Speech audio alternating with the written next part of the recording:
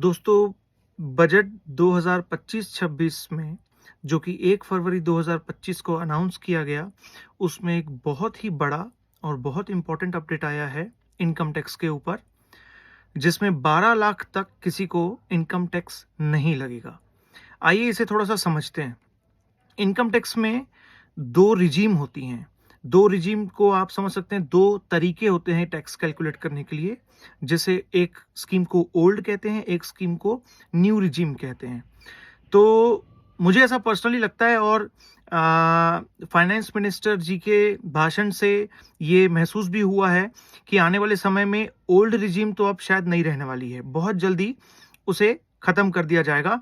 शायद अगले ही हफ्ते direct tax code, income tax के सरल प्रावधान आने वाले हैं, शायद उसमें ही ये अनाउंस कर दिया जाए। बट जो अनाउंसमेंट हो चुकी है उसे समझते हैं।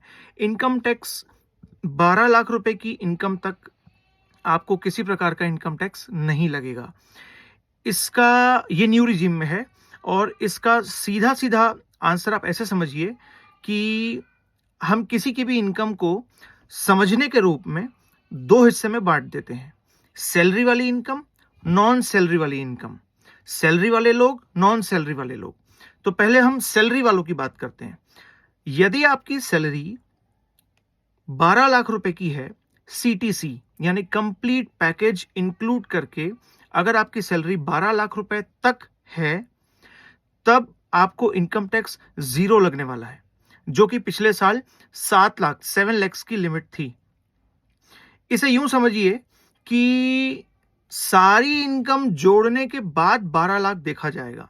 यानी कि अगर आप सैलरी ही 12 लाख की कमाते हैं और आपको एफडी इंटरेस्ट, कैपिटल गेन्स या कुछ और इनकम जुड़ जाने से 12 लाख क्रॉस हो जाता है, तब ये बेनिफिट आपको नहीं मिल पाएगा।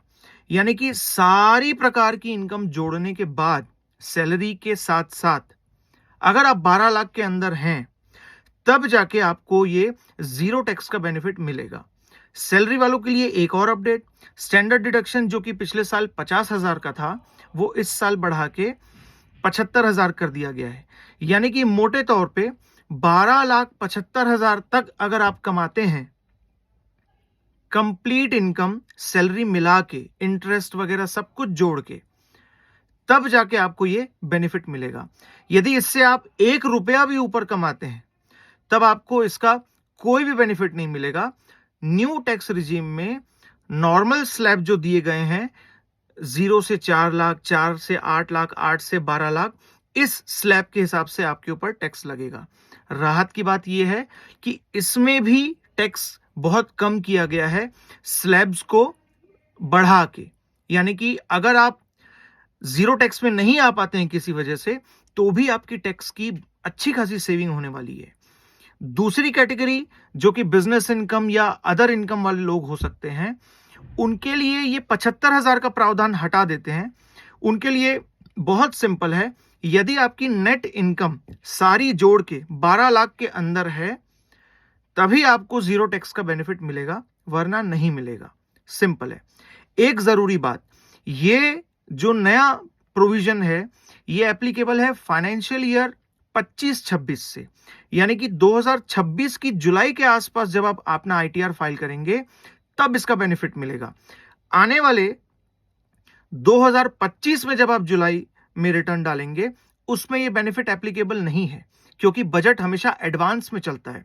1 फरवरी 2025 में जो बजट अनाउंस किया गया है, वो फाइनेंशियल ईयर 25-26 के लिए लागू है और 25-26 खत्म होने के बाद ही हम आईटीआर फाइल करते हैं।